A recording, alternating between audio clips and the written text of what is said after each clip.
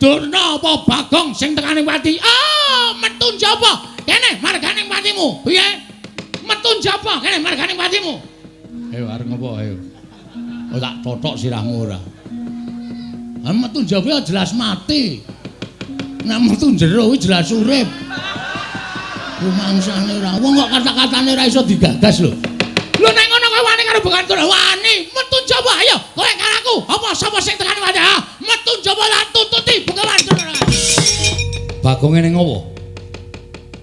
Eneng apa Bagong piye kahananing peperangan? Wis niki kurang-kurang bedane sampean kelangan bapak. Lho. Kelangan bapak piye? Bapakku wis ora ana suwe. Kanjeng Rama Basudewa wis seda suwe. Sampean paham mboten maksud kula? Sampean mboten kelangan bapak sampean. Ning kelangan bapak kula. Bapak Semar. Mesti iso diboyong kali Begawan Durna. Lho sebabe Dara Werkudara ical. Lho, Werkudara ilang? Nggih. Dara Janaka ilang. Lho, Janaka barang ilang. Heeh. Terus sing terakhir Prabu Puntadewa ilang. Lho, Puntadewa ya ilang. Heeh. Ah, mung bengok-bengok sak. Ora gak temandang aku wae iso nek piye. Werkudara ilang. Janaka ilang. Terus ngapa nek ngono? Mbok ya temandang jemangkah kaya biasane kae. Nek dilapori apa-apa terus mana maning jajaran wene wong manusane glandeng nang kono. Mana Baladewa? Kok meneng wae ngopo kowe? Dadi wis ora ana gunane lek laporan. Nek sampean meneng wae, wah panus maning jajaran. Nah iki mulai.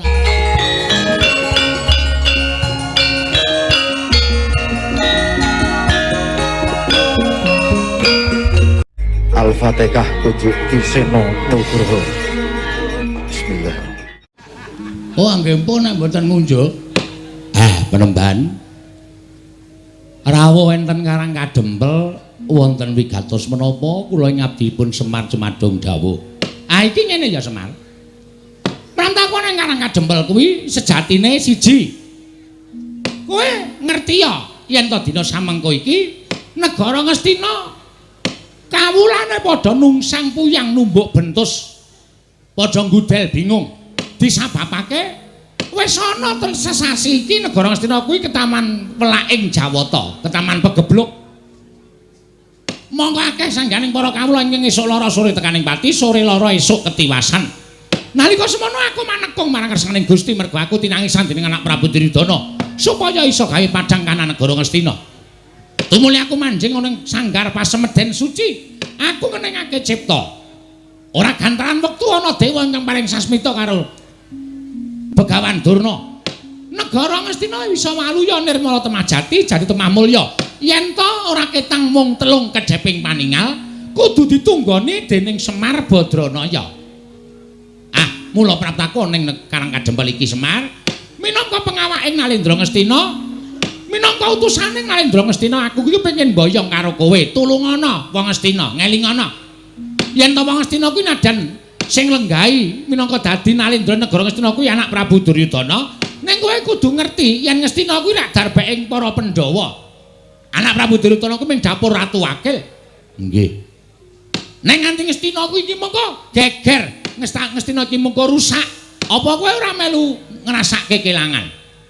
Mula wektu dina iki dina samengko aku diutus dening anak Prabu Duryudana supaya mboyong marang kowe lan wanti-wanti welingi anak Prabu Duryudana.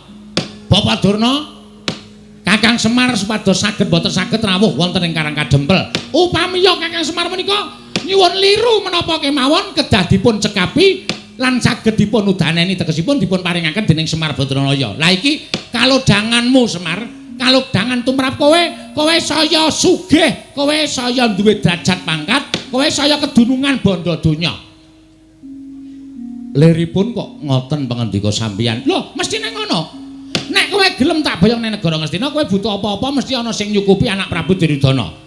Monggo tak sawang Semar. Kowe wiwit suwita marang para Pandhawa, wiwit kowe ngabdi marang para Pandhawa tekan seprene iki kok omahmu blas ora ana undakane babar blas. Pendapamu ya wis ming kaya ngene iki, wandene bale wismamu ya wis ming kaya ngono kuwi. Tur kowe kuwi uripe ketok nggone katon sengsara banget. Mula dina iki ayo padha benake uripmu sarana kowe rawuh ning negara Ngastina.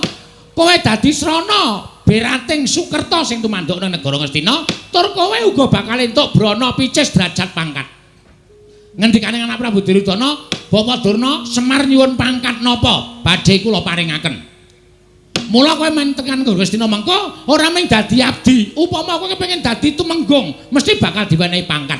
Lho apa ora glelek? Kowe sowan ning negara Ngastina, mengko dirasake sik 3 dina, 4 dina, 5 dina. Nek jenak, nek kepenak nggon urip ning negara Ngastina, ora usah wedi karo anak-anakku Pandhawa. Anak-anakku Pandhawa mesti padha manut karo Begawan Durna. Omahmu iki dimbrukke. Omahmu iki dimbrukke. Kaya ngene iki nang Ngastina wis ora kanggo tak kandhani. Kaya ngene iki nang Ngastina menggo kayu bakar. Nggih. Dimbrukke terus mengko kowe tak yasake omah ning negara Ngastina. Nek perlu sak anak-anakmu. Sak anak-anakmu tak yasake kabeh. Mengko digawe perumahan Panakawan. Sing pinggir dalan gedhe kuwi tak yasake omahmu, kowe njaluk tingkat pira bakal tak turuti. Mengko sing tengah tak gaweke omahe Gareng, mengko sing nomor 3 tak gaweke omahe Petruk, ya apik-apik kabeh. Mengko sing kari dhewe tak yasake kandang kirik. Gong, arep diasake kandang kirik kowe. Asik lho. Kok malah asik to? Lah kowe ora ngerti apa? Selama iki aku kan turu ro kirik. Oh, malah seneng to. Heeh, wis ora apa-apa. Aku dadi wong dikorbanke iki ora masalah kok, Tru. Dadi anak Semar dadi kari dhewe ya ming rekoso. Saiki arep dadi perumahan ya ming diasake kandang kiri, ora masalah, ora masalah. Kowe matur karo aku, Semar. Gage, kowe njaluk apa? Njaluk brana picis pirang miliar, pirang triliun dibayar kenceng. Anak Prabu Duryudana kuwi ratu ingkang sugih dhewe. Seprapat jagat bandane ora bakal kelong nek ming bayar karo kowe. Apa kowe njaluk diasake kereta kencana ingkang ditarik kuda cacahe 8 mengko bakal diasake. Waton kowe gelem menyang negara Ngastina ora kitamu sedhela merga iki dadi kewajibaning Begawan Durna. Nggonku wis dipercaya dening anak Prabu Duryudana supaya mboyong marang kowe. Wektu dina iki kowe manuta. Ayo tak boyong ning negara Ngastina. Mengko yen ora betah kowe bali ora apa-apa. Bali ora apa-apa. Sing wigati wis rawuh ning negara Ngastina. Ning dene kowe engko betah ya mampano ning Ngastina sateruse ora apa-apa. Njaluk pangkat apa bakal dituruti, njaluk branda Prabaya picis apa wae bakal dituruti. Wis cukup semono wae sing dadi aturku marang kowe Semar. Kowe meneh ana wangsulan karo Begawan Durna. Saguh apa ora? Nek saguh matur nuwun, dene ora perkarane apa, dasarmu apa aku tak ngerti. Nggih. Jane nek digagas kanthi gagasan lair napa sing mangendikake niku sapa sing ora kegut, sapa sing ora manut karo pangendika sampeyan. Ning nuwun sewu, nek cara batin kok geseh kalih angen-angen kula. Lho, geseh piye? Nuwun sewu penemban. Kabagyaning lair batin menika mboten diukur saking kakeng brana picis lan dhuwuring derajat pangkat, apike bale wisma lan menterenging titian menika mboten. Ning tumrap Semar kula wit riyin tekan sakniki niku mapan teng mriki niku ati kula wis seneng. Nadyan napa-napa sarwa kekurangan ning batin kula wis ngrasake kabagyan ingkang cukup tumrap urip kula. Mula nek sampeyan ajeng boyong karo Semar kok dadak mangiming-imingi Semar butuh derajat pangkat, Semar butuh duit, Semar butuh apa? Kula pun boten kegut kalih derajat pangkat. Mula manggawe ukara liyane kuwi sampeyan supaya iso nglembuk atine Semar. Kula ampun mangwenehi duit, ampun mangwenehi derajat pangkat niku dudu gegayuhan kula. Gegayuhan kula niku kabagyaning lahir batin pun niku mawon. Arepa kula teng Ngastina kebekan brana picis, omah kula apik, titian kula apik, ning nek batin kula ora tentrem, cepak modare. Ning nadyan kula mapan teng Karang Kadempel, apa-apa sarwa kurang, paribasan mangan sedina ping 3 durung kantenan iso ajeg. Ning nek ati kula seneng, wong seneng atine niku nyurung dateng kebagas kewarasan awake. Mula kula nyuwun pangapunten nek sampeyan pamer perkara brana picis kula ora iso kegut penemban nyuwun pangapunten. Lah terus kowe njaluk apa? Aku tak takon karo kowe. Kowe njaluk apa? Nek kowe njaluk apa wae sak liyane derajat pangkat brana picis matura. Mengko aku sing matur marang anak Prabu Duryudana supaya ngleksanane apa kang dadi panjalukmu ing mengkono kowe iso sowan ning negara Ngastina. Nek kula matur mboten gerah penggalih. Ora. Nek kula ngomong mboten sakit penggalihe. Ora arep lara. Kula gelem sowan teng Karang Kadempel utawa teng negari Ngastina diboyong sinuwun Duryudana lumantar ndara Penemban Durna saguh. Wong nyatane kula niku urip mboten bedak-bedake. Ngamarta ya Ngastina, Ngastina ya Ngamarta. Sapa sing butuh karo Semar, kula mesti nderek, kula mesti manut. Ning siji waton Ngastina niku resik. Ngastina niku lemah sing becik, papan sing suci. Tegesipun nek Ngastina mriku tesih kathah priyantun-priyantun sing watake angkara budine Candala. Nuwun sewu, kula wedi nek kelepetan tumindak sing elek. Kula semelang nek sipat kula dadi sipat angkara budi Candala. Mula kula gelem teka teng pundi papan niku nek pancen papane niku wis resik saka menungsa sing tumindake angkara. Kula tak sowan teng Ngastina ning wong-wong sing dadi tuk sumbering perkara niku mangsingkirke dhisik sengking negara Ngastina. Kula gelem sowan teng negara Ngastina Penemban. Durna panalingan ala majaring ratri denenggak jangganira kapisanan.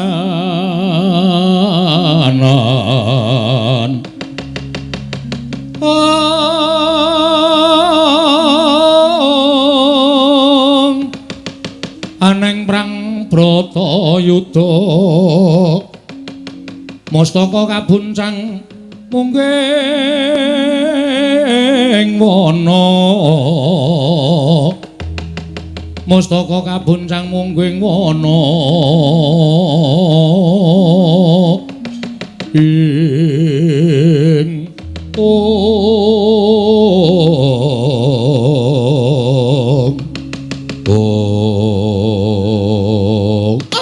gandhok blegudu suaru gembol semorante hawela ketoke omonganmu ki seklimah, ketoke omonganmu ki mung sithik ning janjane nyocok ning ati Semar.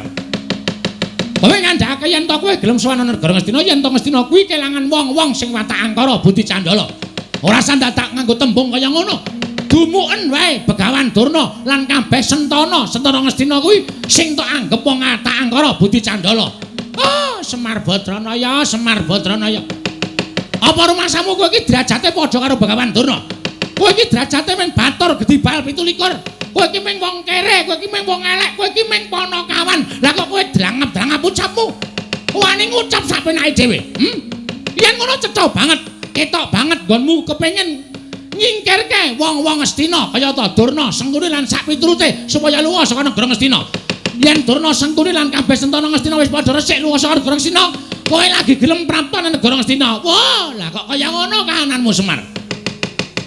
Yen pancen kaya mengkono tegese kowe ngiyas karo Begawan Durna, kowe ngilani karo Begawan Durna. Yen nganti aku ora kelakon boyong marang kowe, apa kelakon aku sowan nang istana anak Prabu Duryudana bakal dinukanan dening anak Prabu Ngastina.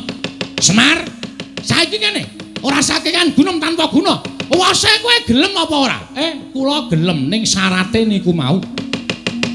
Syarate niku wau nek sampeyan iso ngudaneni kula tak sowan teng negara Ngastina, mboten sah kangge napa-napa.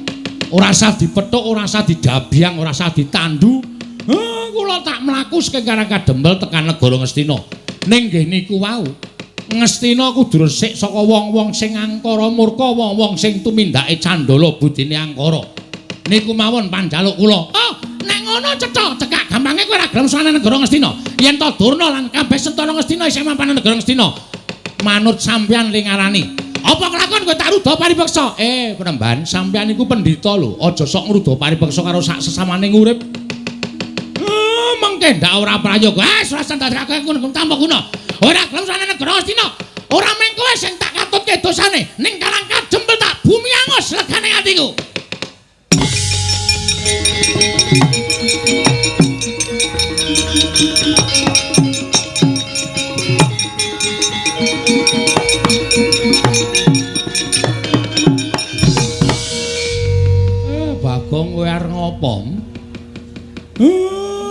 mburi kok sandalmu tok uncalke. Terus kowe maju mengarep eneng apa? Aja gawe perkara arep Begawan Durna nesu. Wong nesu kuwi aja dimungsuhi nganggo kanepson. Okol kuwi aja dimungsuhi nganggo okol ning nggunakake akal.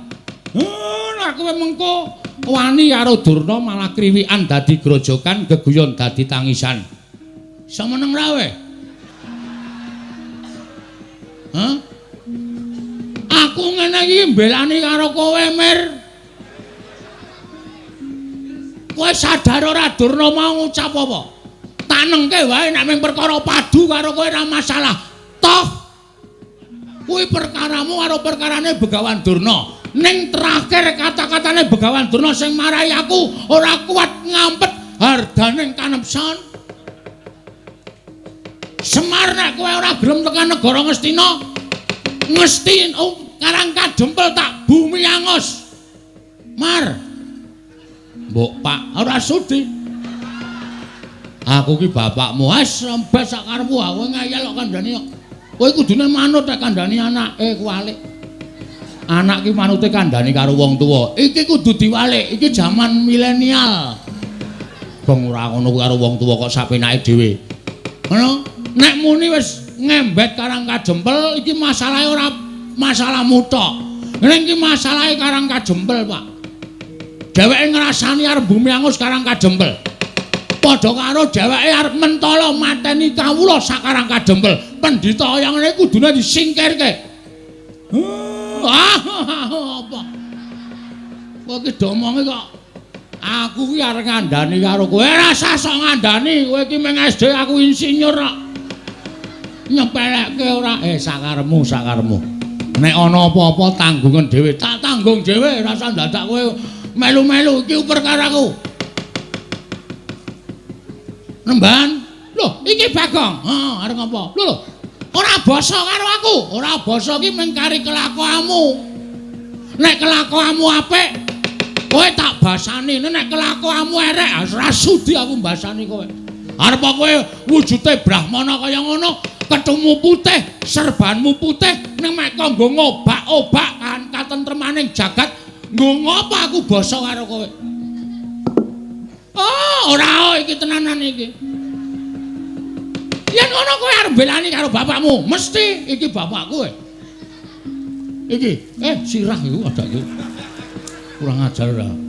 Iki bapakku padake. Bapakku ki sing paling tak tresnani. Aku wis karo simboke ora patek tresna.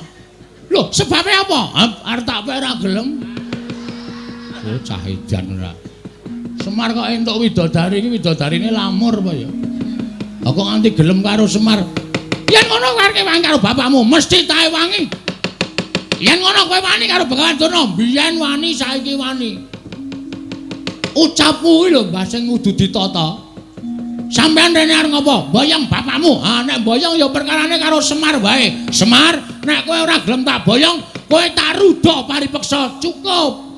Rasa mlembar tekan kono-kono. Andane ora usah tekan kono-kono. Nek kowe arep duwe masalah karo Semar wae. Ning masalahmu saiki wis ora karo Semar. Kowe nyumbari wong Karang Kadempel. Karang Kadempel tak bumi angus. Lah iki masalahe nang kene iki. Iki ngembet kawula sak Karang Kadempel. Nek kowe arep bumi angus Karang Kadempel, mungsuhe ora karo Semar. Ning iki ketua pemuda Karang Kadempel. Ling lantik cek kapan ora mangkat kok. Oh iya, Pak. Ketua pemuda. Mula sapa sing arep ngobak-obak katentremaning Karang Kadempel? Aku sing ora trima. Nek kowe arep meksa karo Semar, Semar dipeksa, monggo. Nek kowe muni tak bumi angus Karang Kadempel, aku sing ora trima. Lho, nek ngono kowe wani karo Begawan sing tak wedeni awakmu. Gondok bleguduk selalu tembol Sumorante, hawala. Derajate Durna kok diwanani karo Bagong. Ngendi papane wong neter katidayan? Gong, hati-hati lho, Gong. Dipikir sik, engko nek dadi geger sapa sing arep ngewangi karo kowe. Kowe ngopo cerewet, Truk? Iku wis arep dadi kok mendadak kowe nyelo-nyelo. Meneng ta iki wis dadi ki kok bar iki terus rampung terus limbukan, ndak kesuwen. Ngendi pamane wong Bantayuda? Ha iki. Blabar waja kentem kawan. Ayo dijajal. Durna apa Bagong sing tekaning pati? Ah, metu njaba. Kene marganing patimu. Piye? Metu njaba kene marganing patimu. Ayo arep ngopo ayo. Oh tak totok sirahmu ora. Lah metu njaba jelas mati. Nek metu jero jelas urip. Rumangsane ora wong Durna apa Bagong sing tekaning pati? Ah, metu njaba. Kene marganing patimu. Piye? Metu njaba kene marganing patimu. Ayo arep ngopo ayo. Oh tak totok sirahmu ora. Lah metu njaba jelas mati. Nek metu jero jelas urip. Rumangsane ora wong kok kata-katane ora iso digagas lho. Lho nek ngono kowe wani karo Bekantur wani metu njaba ayo kowe karo aku apa sapa sing tekan wae ha metu njaba lan tututi Bekantur.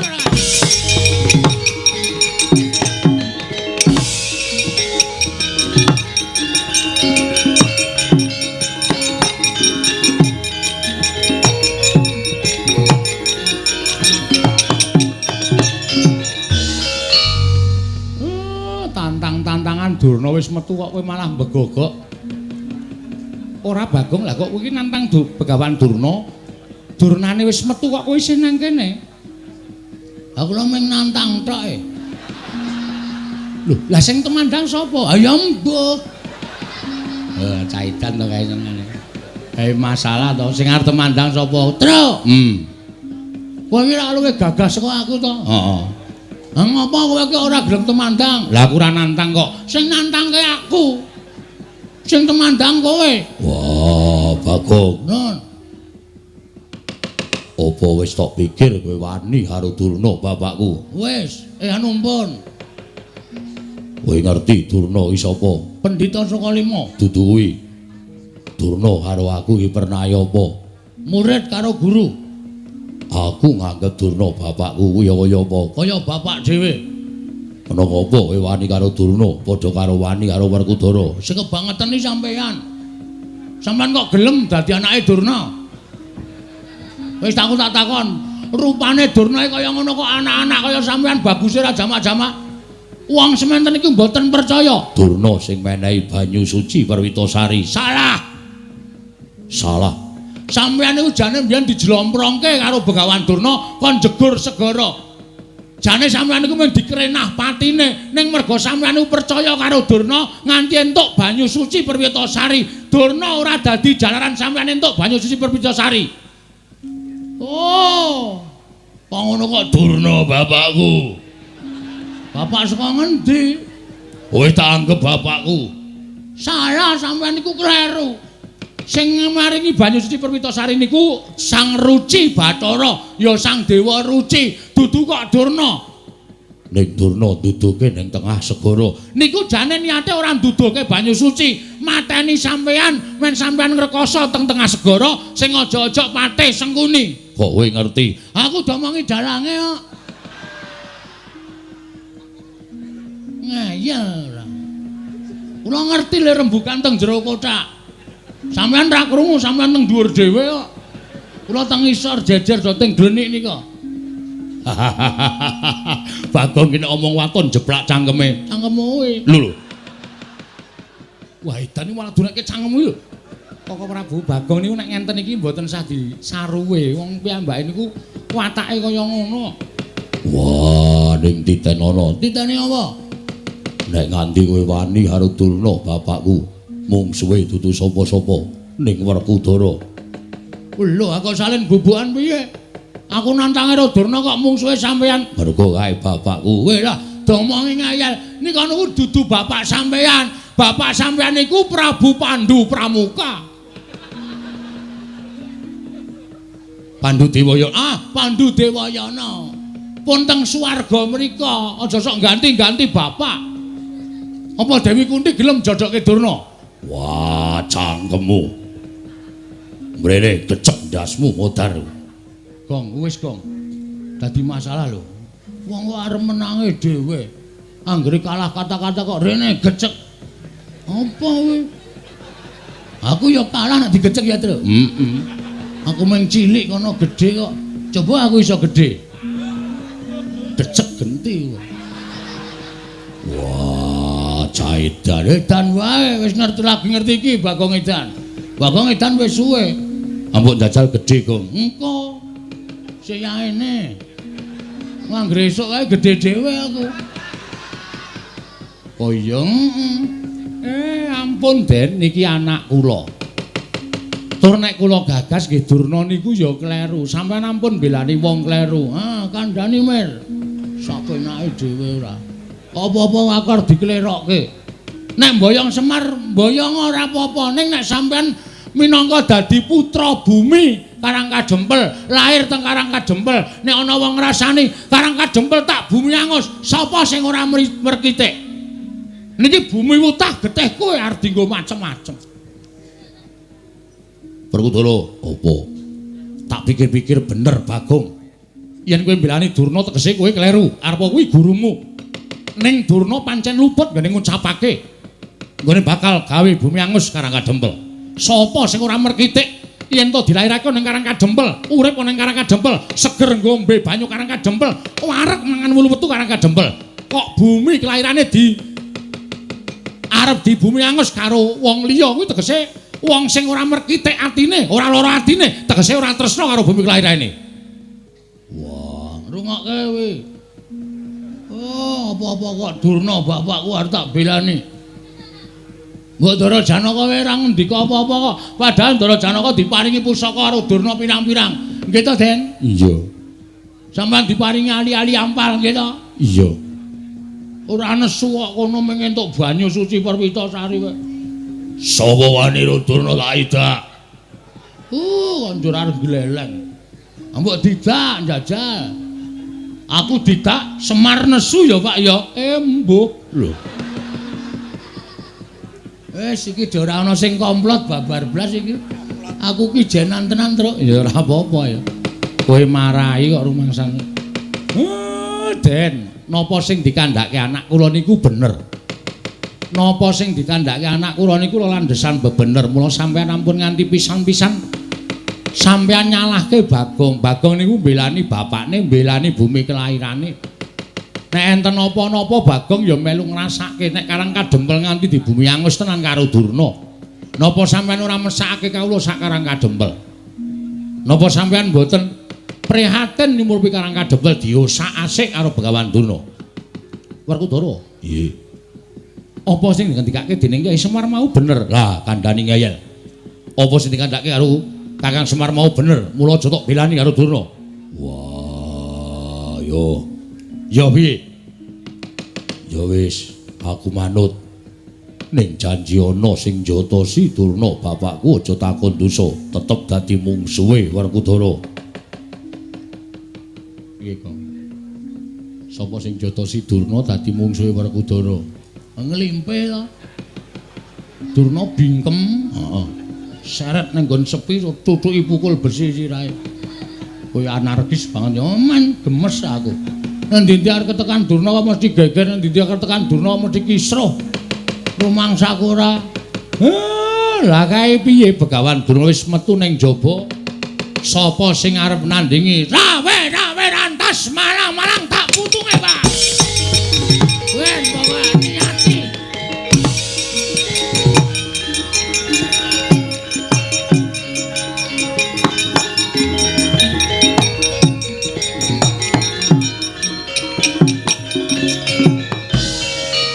Cah katok tenan. Ora wedi karo sapa-sapa. Nek wis duwe niat mbelani karo bumi kelairane kok ora nyawang mungsuhe sapa kok nekate ra jamak-jamak. Ya mung gumunku kuwi nala garing karo Petruk sing luwih sentosa, luwih tuwa kok ora duwe pikiran sing kaya ngono. Nyang, ndak seneni. Petruk ki sing gedhe dhuwur ya ora duwe pikiran mbelani Karangkajempel. Kat. Itu nun, aja njotosi Durna. Nek ra lali. Wah, Edan ora. Werkudara iki kok padu kok musuh Panakawan.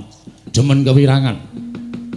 Yayaji menawi ngaten samangke menapa sampun dipun aturaken Kyai Nayantaka sampun ndara dasih tegesipun kados pundi Koko Prabu tegesipun menawi Pandhawa nggayuh kanugrahan sakmangke pacobanipun ugi sampun cumepak ketitik Begawan Durna ingkang sampun sowan wonten ing Karang Kadempel wigatosipun badhe mboyong dhateng Kyai Semar.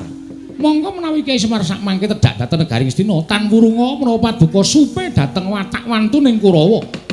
Ingkang namung badhe damel geger kawontenan negari utawi kawontenanipun Kyai Semar Badranaya. Inggih Koko Prabu menawi ngaten lajeng paringipun Werkudara. Nggih. Nadyan kowe ora tumandang ning tak jaluk Yayi. Ewang-ewang napa ana kawan ya? Wah, apa aku kudu mungsuh Durna bapakku? Ora perkara kuwi. Ning anak-anakmu kabeh dawana supaya nrenggalangi balane Durna, mbuh Kurawa, mbuh sapa sing bakal tekan Karang Kadempel. Yo, ngestoke dawuh. Mangsa Baranga, Aku mengkari manut karo Kresna kakangku. lah rak ngono malah kepenak lho. Wis kowe rasa tumandang, kowe lenggah, wis tuwa. Nyawang anak-anakmu sing padha ngrewangi marang Karang Kadempel. Yo, Baladewa aku mengkari manut. Sinuwun gandeng sakmangke menika sampun kula anggep cekap rembagan mangke saged dipun sambet malih kula tak rembagan catur netra Sinuwun Prabu Darma Kusuma, sinuwun Kresna, sinuwun Baladewa, Ndara Werkudara, Ndara Janaka, kula suwun ampun negake Karang Kadempel nggih pun. Iya, Kakang Semar mengko aku yang bakal njogo Karang Kadempel. Yo, Semar aja kuwatir. Aku yang bakal mulatake marang Karang Kadempel. Yo, Semar. Aku yang bakal njogo Karang Kadempel. Kakang Semar aku yang bakal gawe tentreming Karang Kadempel. Gandeng sampun paripurna, prilanana kula tak mlebet wonten ing griya. Kawula sak padukuhan badhe kula bibaraken sakmangke menawi rubeda ing tumanduk wonten Karang Kadempel menika sampun sirna. Tumunten badhe kula wiwiti ambangun Karang Kadempel minggahipun negari Ngamarta. Kakang Semar Badranaya mangsa borong. Kaya wis purna gati ning pananggilan. Pilar Semar Badranaya arsa tedhak manjing telenging bali wisma. Katingal saking Mandrawa candraning Kyai Semar kaya gumebyar busananing nata ing Amarta Prabu Darma Kusuma.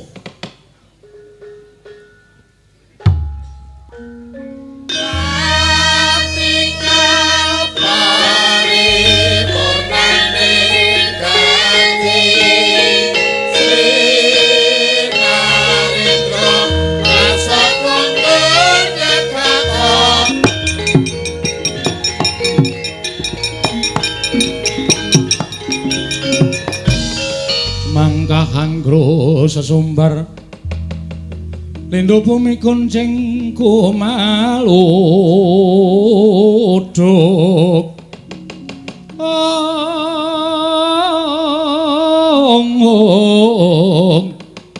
kumaluduk guntur ketup lumembak penyu kang kumambang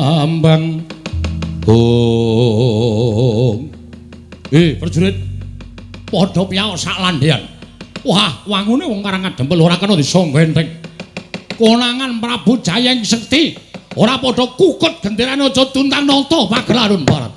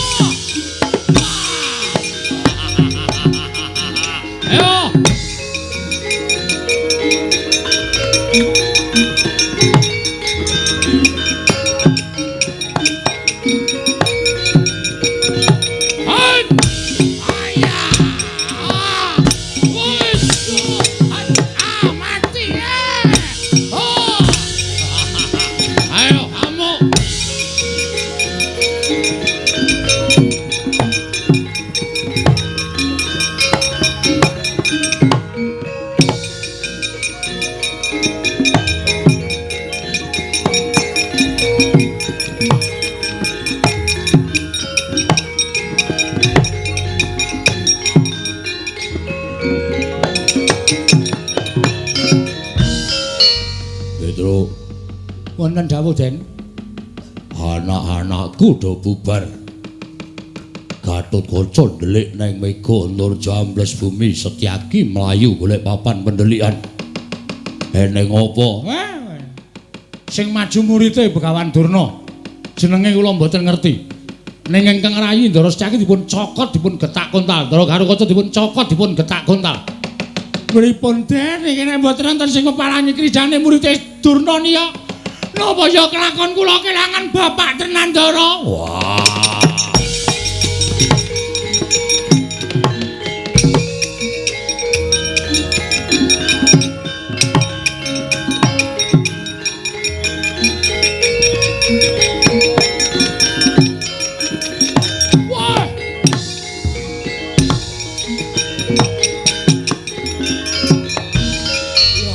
Wong gagah Werkudara. Sapa siswaning Begawan Durna? Prabu Jayeng Sekti. Ayo, meneke Semar apa ora? ora bakal tak wenehake. Wah, lakon kene pancangka.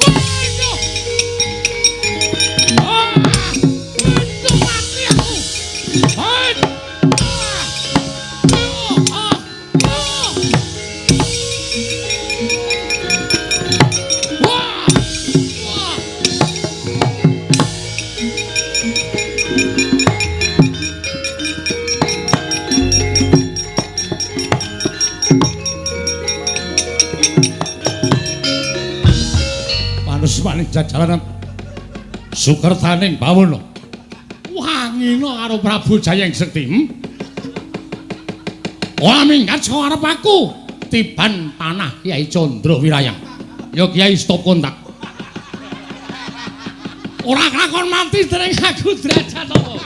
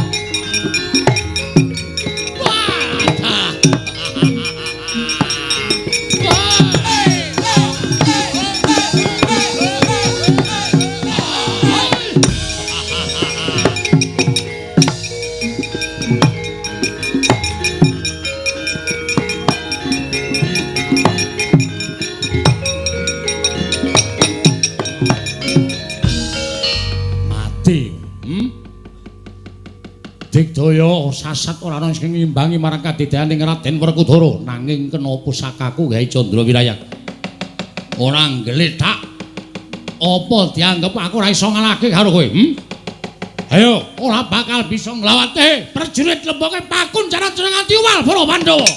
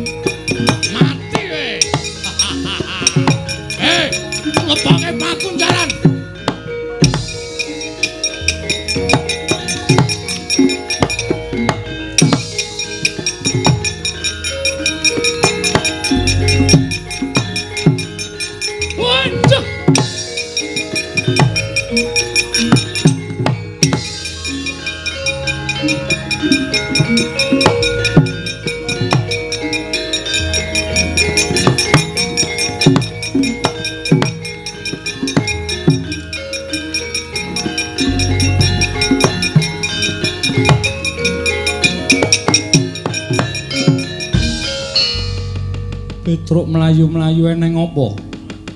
Ngaturaken triwasan Ndara. Nek kula matur napa Ndara mboten kejot penggalipun mboten kaget. Kowe arep matur apa Petruk? katon gugup.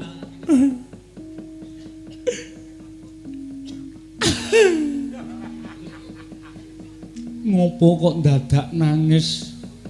Mboten mentala kula ajeng matur. Nalika semanten para putra Pandhawa sami kendhang kapracondhang mergi mengsahipun muridipun Begawan Durna nami Prabu Jayeng Sekti. Dadi cokoti. Monggo ranggo lombok ya. Dadi cokoti do ndelik. Terus sing maju Ndara Werkudara. Kare Ndara Janaka maju. Mboten kanya-kanya jebul. Siswane Durna niku ampun tenan, Den. Kula sawang saka katebian Ndara karo Werkudara Ndara Janaka dilepasi pusaka. Saniki mboten ngerti temputi papan gunungipun tasih sugih napa sampun seda, Ndara.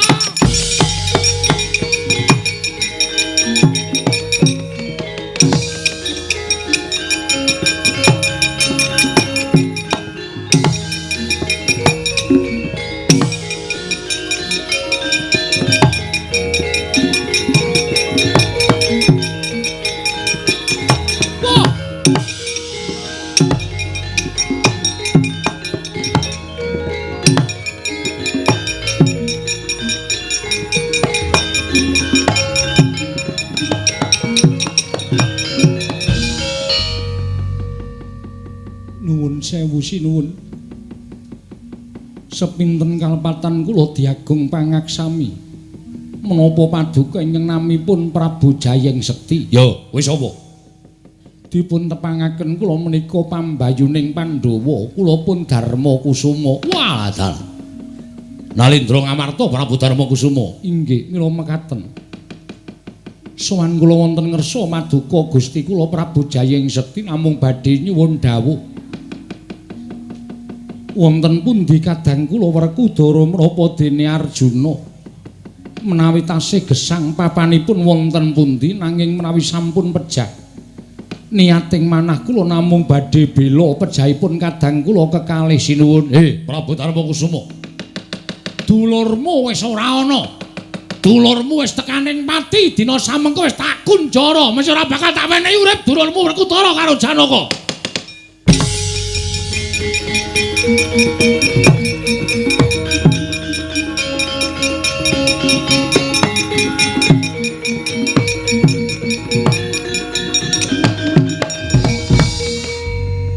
Gusti kula sesemban kula ngaturaken panuwun ingkang tanpa pepindhan dene paduka ingkang sampun saged nyuwargakaken dhateng Arjuna menapa dene Werkudara.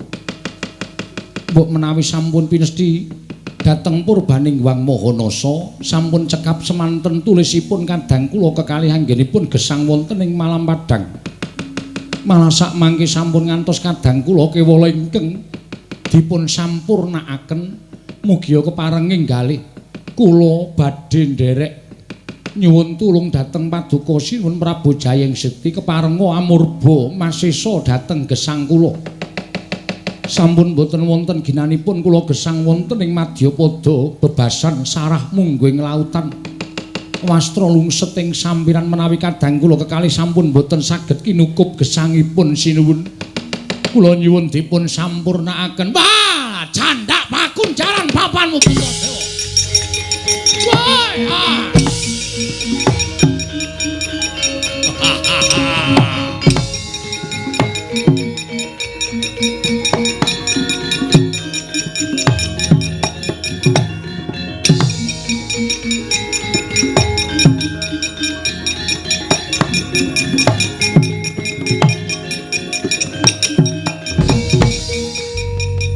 Bagong eneng apa? Eneng apa Bagong piye kahananing peperangan? Wis niki kurang-kurang bedane sampean kelangan bapak. Lho. Kelangan bapak piye? Bapakku wis ora ana suwe. Kanjeng Rama Basudewa wis seda suwe. Wah, wis. Pahit iki. Sampeyan paham mboten maksud kula, sampeyan mboten kelangan bapak sampeyan. Ning kelangan bapak kula. Bapak Semar mesti iso diboyong kalih Begawan Durna. Lho, sebabe Dara Werkudara ical. Lho, Werkudara ilang? Nggih. Dara Janaka ilang. Lho, Janaka barang ilang. Heeh. Terus sing terakhir Prabu Puntadewa ilang. Lho, Puntadewa ya ilang. Heeh. Meng bengok-bengok sak. Ora gek temandang aku wae iso nek piye. Werkudara ilang. Janaka ilang. Terus ngapa nek ngono? Mbaya temandang jemangkah kaya biasane kae. Heeh. Meng bengok-bengok sak. Ora gek temandang aku wae iso nek piye. Werkudara ilang. Janaka ilang. Terus ngapa nek ngono?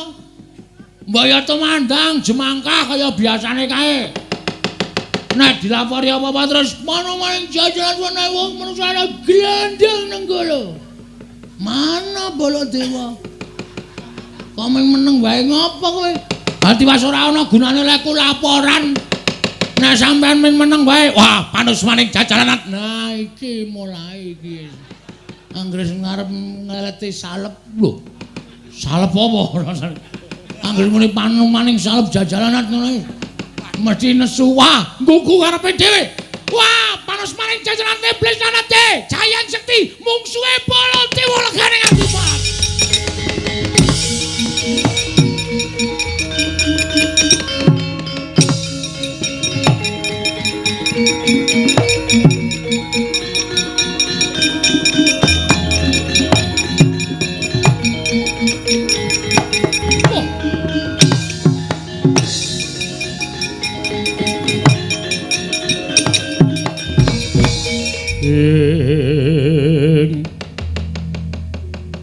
Samar pamoring sukma sukma sinukmaya winaya wing asepi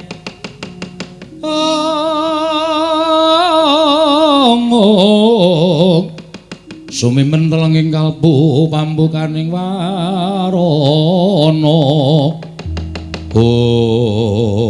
wah Ratu Mandura Prabu Baladewa ora pangling aku wis tau ngerti kondange yen duka mesti nggilani tandange. Ya, ora bakal kowe tak mor marang para Pandhawa. Nanging kowe bakal tak gawe wirang. Keclorong Kyai Candra Winayang. Ora salin wujud dadi wujuding macan aja tundang nata Prabu Jayang Sekti Parat.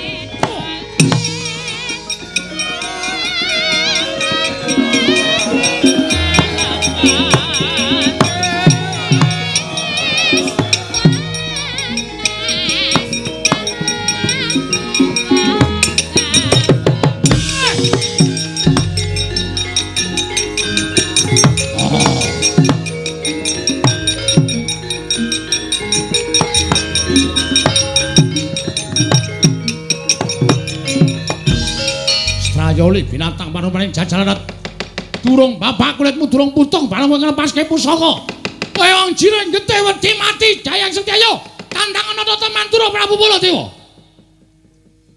kirung sadar apa ya kok iso Den Petruk ngopo kowe ngene kowe aja mpalangi aku Petruk mikir tandangane ngerti tenan iki kula sing weruh mbrebes mili lho Den.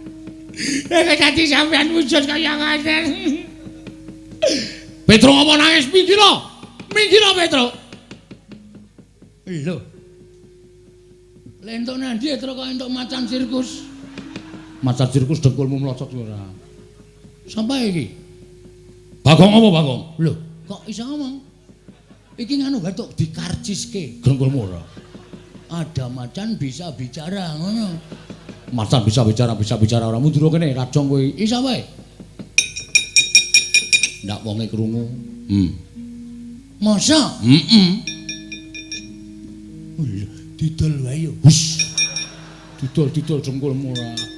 Larang lho iki, larang-larang iki bendara e. Nek wis kaya ngene nggo abrak apa? Malah ngentek-entekke wedhus engko. Ya ora kaya mikir kan. Petro nang ngowo. Nuwun sewu Den, Mang nuwun sewu, panjenengan rak saged ningali suku panjenengan piyambak to. Mang tingali suku panjenengan. Lho, sikilmu. Nggih mang tingali. Kok iki sikile sapa Petro? Petro iki sikile sapa? Nuwun ngapunten, sampeyan wujud macan sak menika ndara. Aduh mati aku iki. Aduh.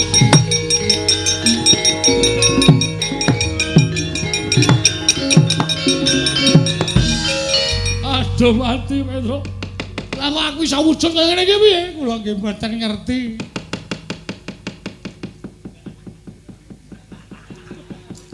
Kula nggih ora ngerti. Aku tadi iso wujud kaya ngene iki piye Petro? Kula nggih mboten ngerti. Aduh, wah edan tenan. Masa macan nek ngentut muni ya, Tru? Ayo muni kok ya. Wah, aku anu buntute munggah dadi ketok kaya kentrang jenggono. Omongane kok sekono. Pun matur bapak mawon. Bapakmu nanti aku njaluk tulung kok wujude kaya ngene piye? Nggih, monggo.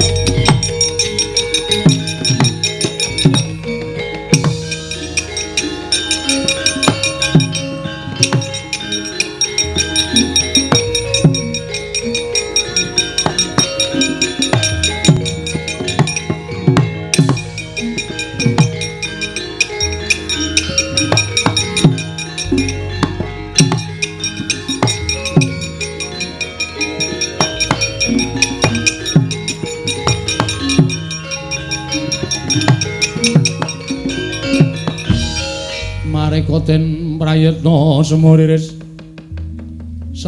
eka balik titiyani gandayani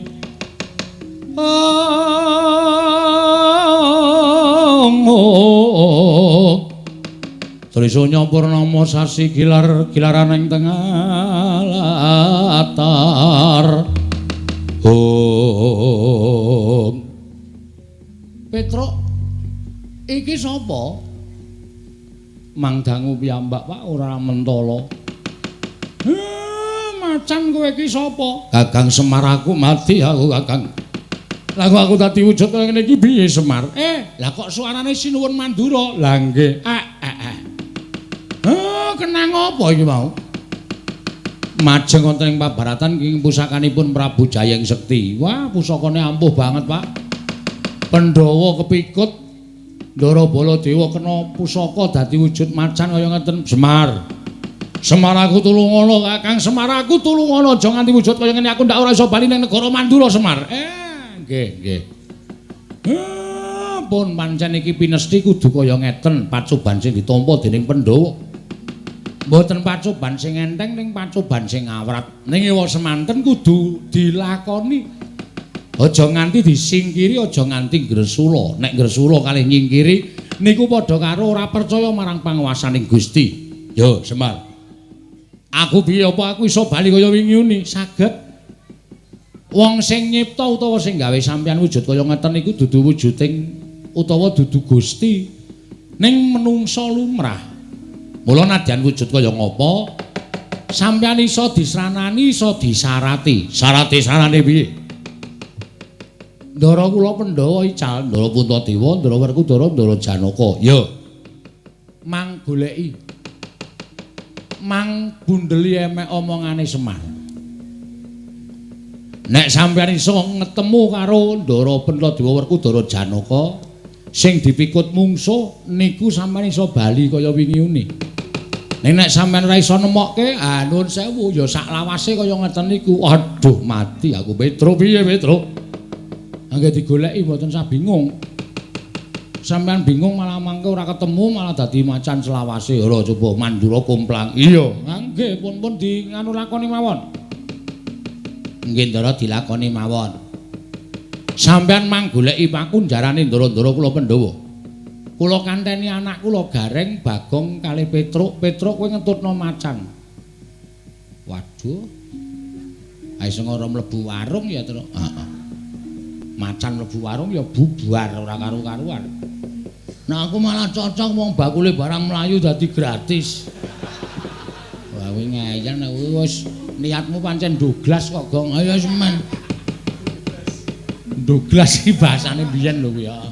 Ora apa-apa waton doradong kowe ora masalah. Ayo. Pun ngoten mawon, yen ngono aku njaluk pamit nggih sing ati-ati. Lah kowe piye Semar? Pun kula urusane awak kula dhewe. Kula wis tuwa ora usah dikuwatirke, upama kula niku mati ya wis sak trepe wong nyatane kula wis tuwa. Ya aja mati, Pak. Wis to.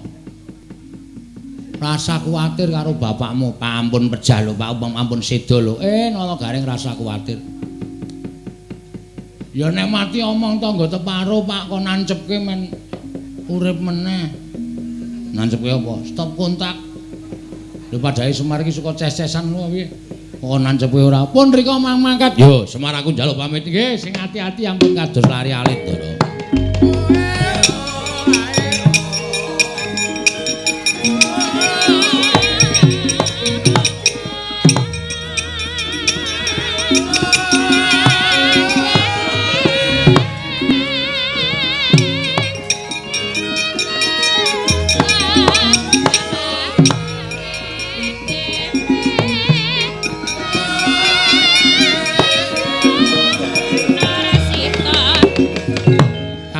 Semar Badranaya sigra mendhet sumping lombok abang den banting wonten ing Bantala. Eling-eling Lara Semar diwonge jawantah sak ciptane dadi sak sedyane ana. Dupi sumping lombok abang binanting wonten ing Bantala. Ana wujud Semar sami kalian Semar ingkang saestu datan Genggang Sarikma.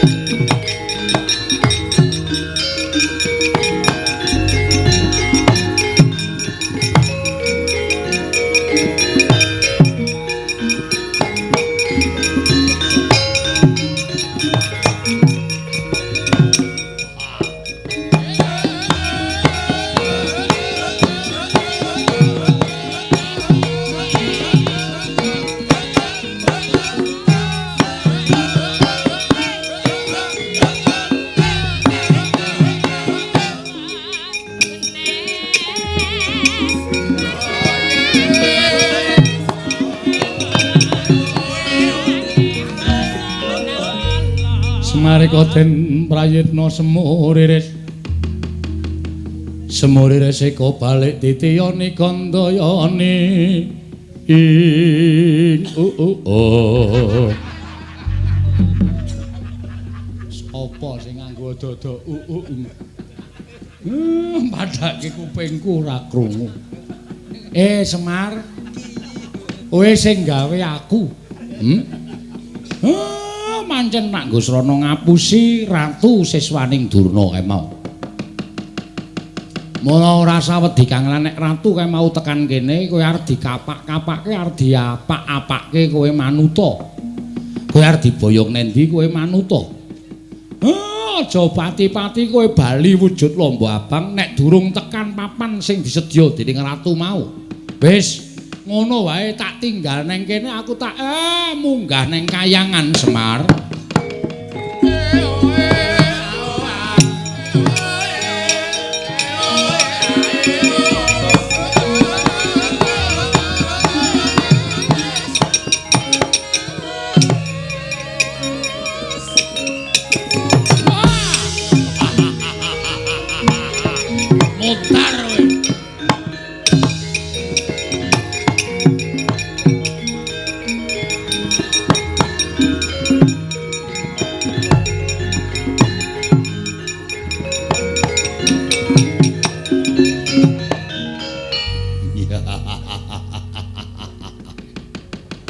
Wong Digdaya ngaku kowe titis dewa. Ning kowe ora bakal menang karo Prabu Jayeng Sekti.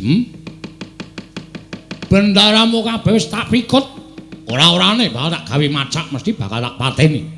Mung kari kowe. Tak aturke Bapa Penemban Durna.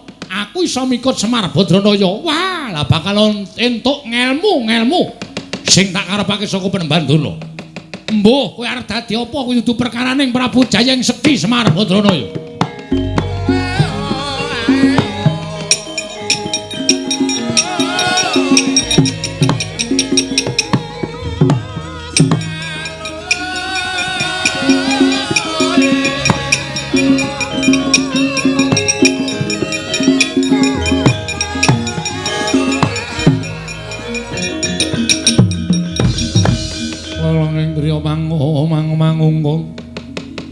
Mangungkung ganduan rimang lerlena tanpa kanen. Weh latar. Nolo garing wonten dawuh ten. Petro wonten dawuh, Bagong wonten dawuh. Ndak kira wujuding duwe panggung ing mapan ring telenging wana. Nanging barang tak caketi ingkang lumrah gajah kuwi nadyan gedhe rawa birawa nanging weruh wujuding Sardula mesti keplayu. Lah kok dadi iki ora mlayu, ora obah, ora musik. Cetha lamun iki wujudan gajah nanging dudu sak tataning gajah lumrah. Lajeng keparengipun aku kok cubriya karo wujuding gajah iki. Becik tak tebake kaya ngopo gajah iki engko iso ambyar apa ora lho garing. Nggih nderek mawon Ndara. Gunjang kanjing langit kelap-lapaton. Lergin cangking risang mawe gandrung. Tinebak reca gajah ing mapan wonten telenging wana Krendayana. Temah rompal kaprapal ambyar kasulayah wujuding gajah. Ilang wujuding gajah nenggih sangya para Pandhawa nadyan Sardula ing kadosan saking nata Mandura wenteh bali kaya wingi uni.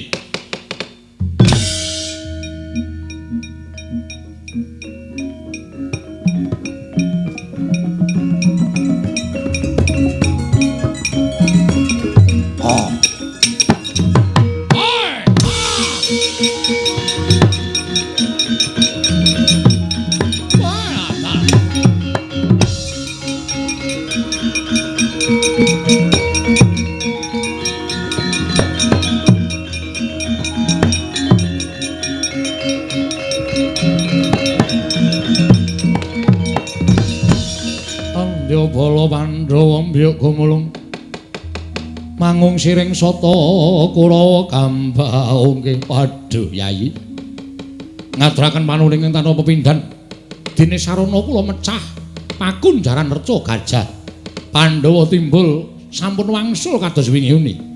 Koko Prabu kula ngaturaken panuwun ingkang tanpa pepindhan. Baladewa aku ngaturke panuwun. Koko Prabu kula ngaturaken panuwun. Syukur mangaji baik Jogedi Jumuruk. Menawi ngaten monggo Yayi itu kula dherekaken kondur wonten ing Karang Kadempel menapa dene negari Ngamarta.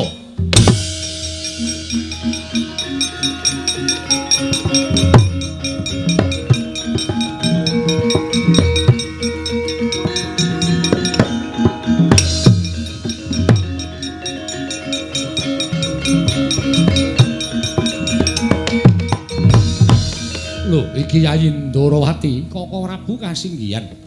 Lho kae Semar Badranaya. Nggih kula ingkang ngabdipun Semar. Weh, bapak terus. Oh iya. Sehat, isih sehat, Gong. Bapak isih sehat, Gong. Wah, malah getun aku. Bapak sehat kok getun. Wah, ya aku ki ndek pengarep-arep bapak ki andum warisan ngono lho. Warisan-warisan dengkul memlocot ora. Sinuwun Mandura sampun pulih kaya wingi uni. Ya, Semar. Ning niki tesih wonten gawean. Ndara Werkudara, nggih. Sampeyan mboten sah tumut-tumut perkara niki ajeng kula rampungi dhewe. Sinuwun ngamarta kalih Ndara Janaka mangkundur teng Karang Kadempel. Kersamu iki ya pun to mboten sah panjenengan tambuk manglakoni Ndara Baladewa mang derekke sinuwun ngamarta kundur teng Karang Kadempel. Lho lak kowe karo Nyai Prabu Kresna arep menyang ndi? Niki perkara kula sampeyan mboten sampeyan.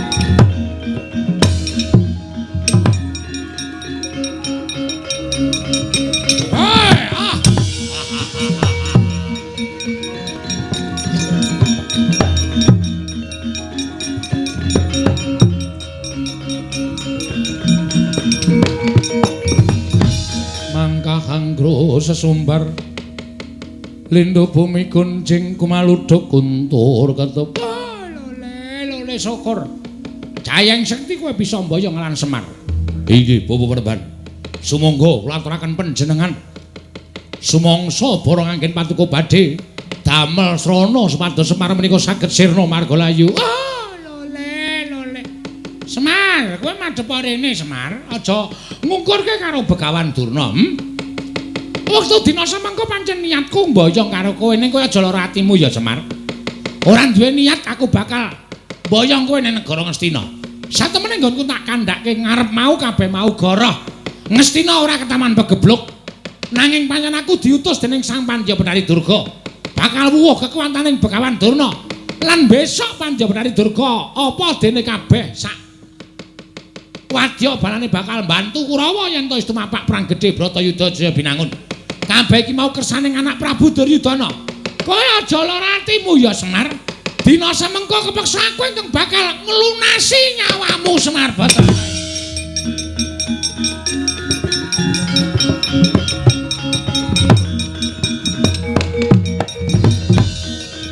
Nyandak Kyai Cundamanik murup sak obor bidore.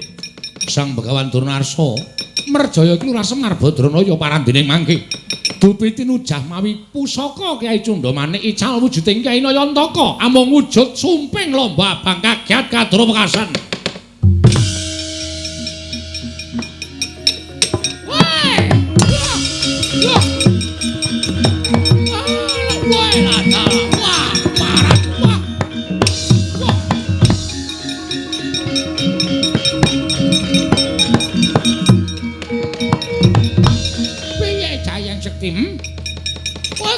Supaya mboyong Semar bareng Semar tak tujang nganggo Kyai Cundamanik lha kok ical wujulang wujude Semar mau wujud lomba abang kaya ngene iki anggap aku ki tukang pecel napa piye aku terus diani lomba iki anggap aku tak kon ngulek ngono apa piye wah keparat wong-wong Bedhawa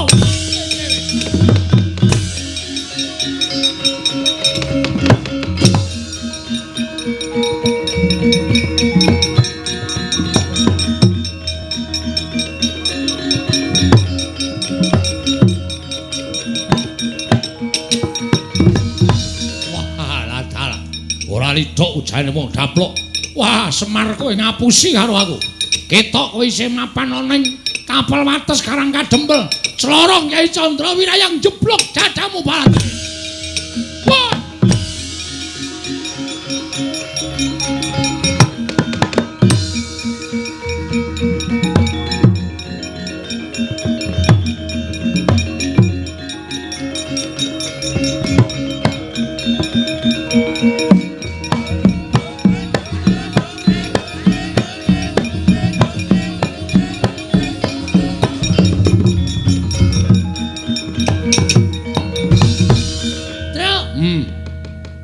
Gleleng tenan, Truk. Gleleng piye? Wah, kowe ora ngerti kok kowe. Kowe anggere yane mesti merem kok soalé. Wong arang yo kesel ngantuk kaya. Wah, wis ngene lho. Heeh. Iki pusaka iki ampuh banget to kuwi.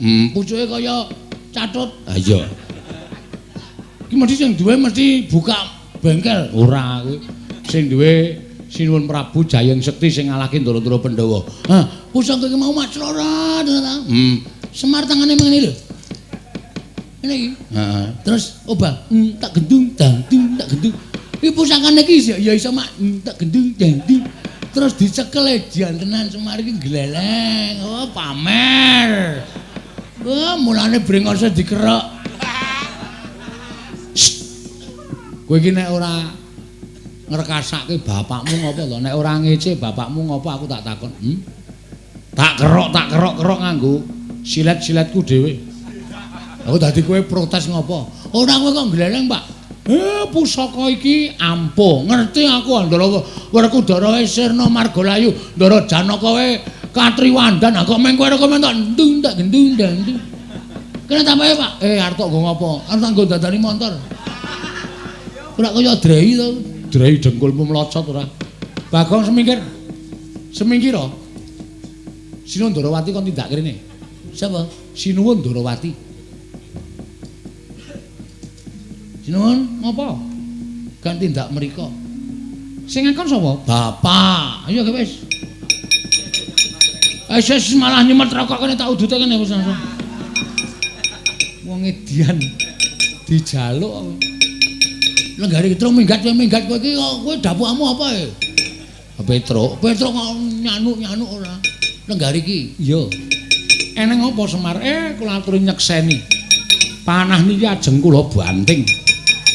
Panah kok beda karo panah liyane kula cekel kok ting kerjet.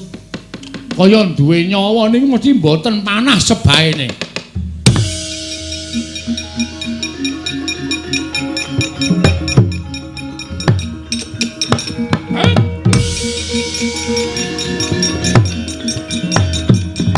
Woi.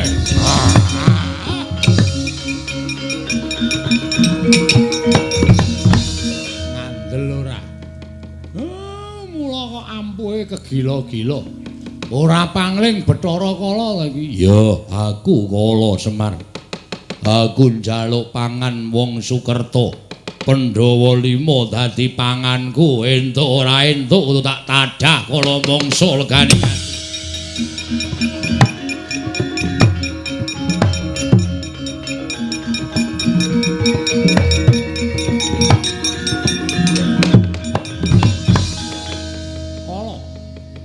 Yen kowe arep nadah kala mangsa karo Pandhawa, ayo langkauna dhisik.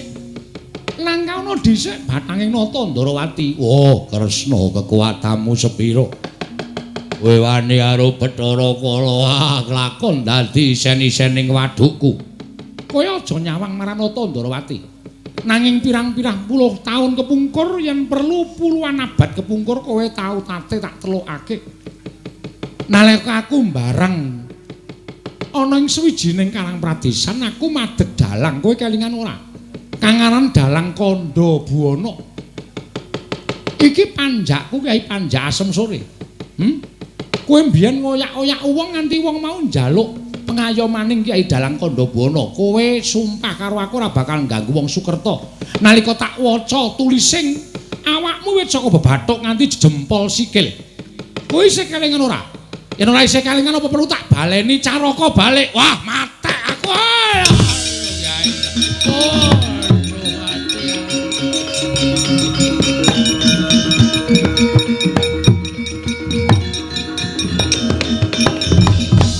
Waduh. Yai Dalang kula nyuwun pangapura. Aku njaluk pangapura. Yen nganti mbok sebut apa sing mbok ngendikake kobong awakku musna tanpa iso dikukup. Ayo bali. Ora bali titenono. Aku yang bakal nyampurnake karo kowe. Ayo bali. Bali menang papan dunungmu aja ganggu gawe para Pandhawa. Ya, aku tak bali. Oh.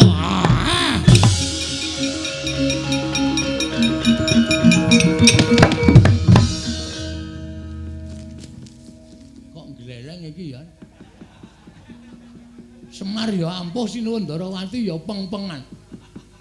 Bathara Kala tak wacake koran Gus Caraka Bal. Heeh, Caraka Bal niku macane napa niku?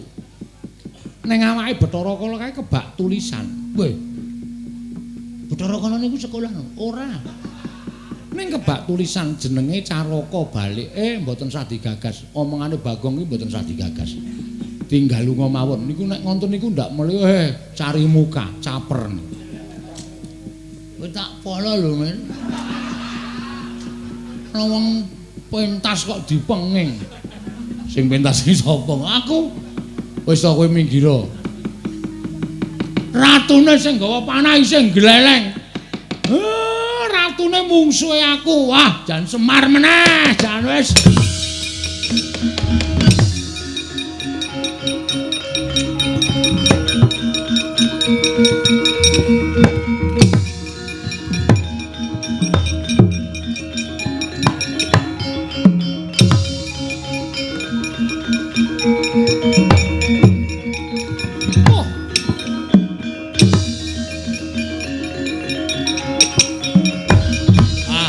Iki Semar, ayo tak boyong tak aturake bapa guruku Begawan Durna. Senengane kok tok wolak-walik. Sing duwe karep mateni Semar iki udu Durna ning kowe. Kowe wujud wong lanang. terus etok-etok dadi murite Durna sing tok kon dawuh mateni Semar Durna, men dosane disangga Durna sing kepenak kowe ra ngono to. Lho, aku ki lanang. Sing ngomong sapa? Apa aku ora pangling karo kowe? Wong lanang kok parfume Odorono. Wah, Odorono iku kuno banget. Wis ora metu kok disebut wong saiki ora ngerti Odorono. Ora ngerti Odorono ya Odo iki. Waduh. Mati aku.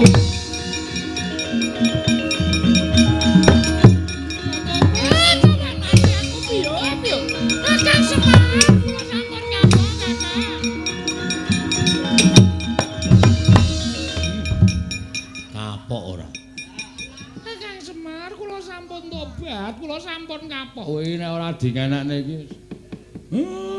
Pendak dina mesti gawe srana patine Pandhawa ki anggape Pandhawa ki dipateni kok piye. Truk. Bapak pepayon. Hus. Dengkulmu payon-payon ora. Karo lengganane sapa? Betari Durga. Wis men engko aja diganggu. Tak tawanane pil. Agung yo ngopo? Tak wani pil barang mati aku. Mer. Minum dulu. Biar gagah perkasa. Apa iki? Oh, iki senengane ora. Wis gawe diplok. Wit.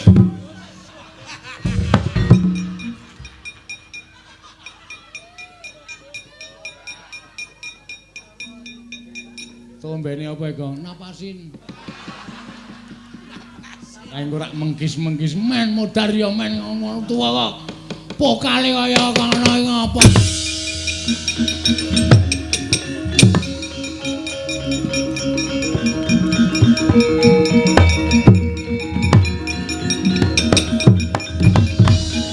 Ayo bali. Ayo mulai. Inggih, Kyai Semar kula tak wangsul. Ganggu gawe tanggap warsa kutha Ngawi aja takon dosa. Semar sing ora trima tak obong sak wadyabalamu. Injih, kula wangsul. Ayo bali. Injih. Ayo bali. Injih, wampun getak-getak kowe pamer, dumeh iso mabur pamer. Tur munggah-munggah ngono. Mboten Kyai Semar, mboten. Senengane kok ora bali awas kowe. Inggih.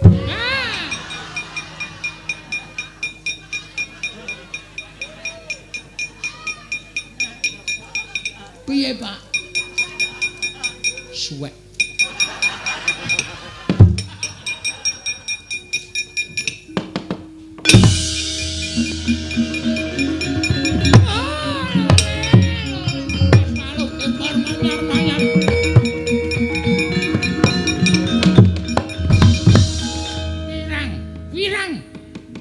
Kebuka kabeh lureking Begawan Durna. Ketok kabeh alaning Begawan Durna. Werkudara, aku bapakmu pancen ana aku isin tenan Werkudara.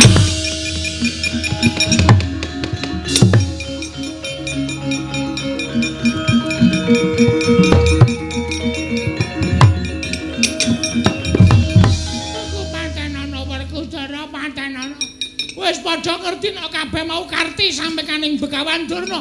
Sing diutus karo Pandya Betari Durga. Wah, eman-eman Kundura Nyang Subalima.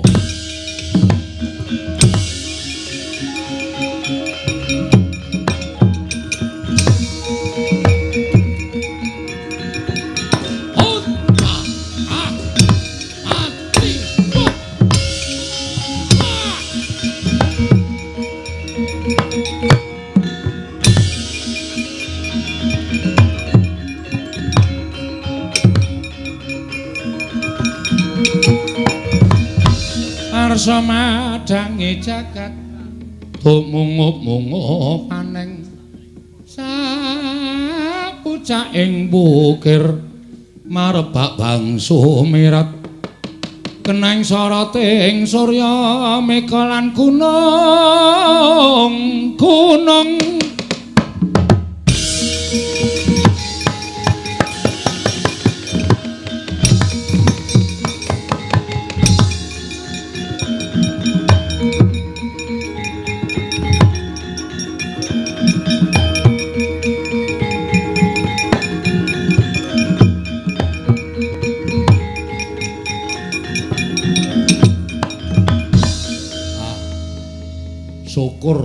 ngucupaken asta kunjuk ngersaning Gusti sedaya sampun nampan kanthi rancak niring sambikala. Ewa dene kathah kalepatan ewa dene kathah klenta-klentunipun Semar. Kula nyuwun mangapunten jer kula menungsa lumrah ing kedununganina lali salah apes lan mati.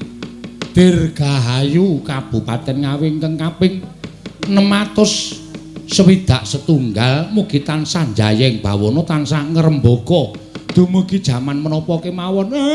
Sura Sudra Janengrat Soh Brasta kaping 8 Darmastuti rahayung samya makarya rahayung samya pinanggih Ndara.